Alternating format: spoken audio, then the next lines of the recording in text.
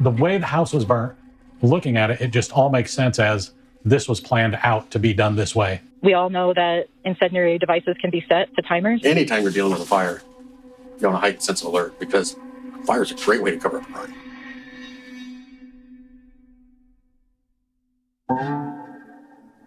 It's mid-afternoon on a Friday, July 14th, 2017, when the camera trips on inside the vehicle. There are two men inside, seated in the driver and passenger seats, and through the rear window, you can see the road behind them is disappearing quickly. The trees lining the road are a blur of green on either side. Clearly, they're driving fast, both focused on the road ahead, appearing concerned. The video's pretty choppy, but I can see what appears to be the St. Tammany Fire District 12 shield on the right breast of the driver's polo shirt. And on the left side, you can just make out the words Fire Chief.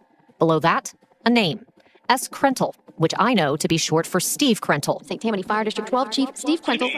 Stephen Krentel. The vehicle Steve is driving isn't a fully equipped fire truck, but it's a department vehicle, meaning there's a device on board that's often called a tattletale camera. It's a camera that sits on the dashboard and kicks on whenever the truck goes at a high speed or suddenly changes direction. All you can hear in this footage is the thunk of metal, the weight of the truck as it speeds over the roadway. That and the blare of sirens in the background. Steve's unit is responding to a call for a house fire in an area that most of us would probably consider the middle of nowhere, deep in the backwoods of an unincorporated part of southeastern Louisiana. It's a community called Lacombe. It's a sparsely populated area where houses are few and far between, and the home they're responding to is at the end of a dead-end road, surrounded on all sides by thick woods. It's remote, but Steve Krentel, the local fire chief, knows this area like the back of his hand. He's driven this very road countless times, so many that he can no doubt picture the home at the end of the road before it even comes into view. He knows there will be a locking gate just off to the left, with the home beyond it at the end of a long paved driveway. And in his memory, it's a sprawling property with outbuildings on the side and in the back. The home itself is a single-story residence with a brick front and green trim around the garage, where a couple lives with their dog and two cats. At least, that's how the home exists in his memory. But what he doesn't know is what shape it's in now, how bad the fire is, how much has burned.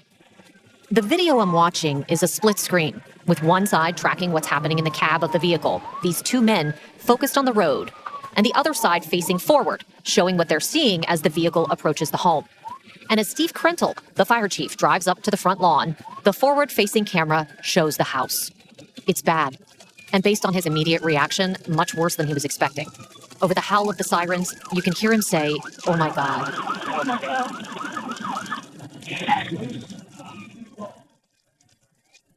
The house in front of Steve Krentel is completely engulfed in flames.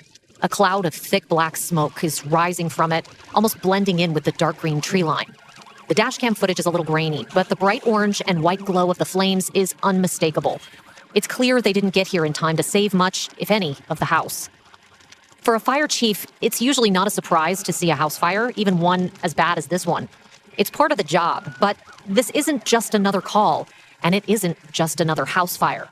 This is his house, and parked in the carport, Steve sees a familiar vehicle, a red Mercedes SUV, the vehicle driven by his wife, Nanette Krentel. Beyond Bardstown, Lacombe, a new season of the hit podcast available wherever you get your podcasts.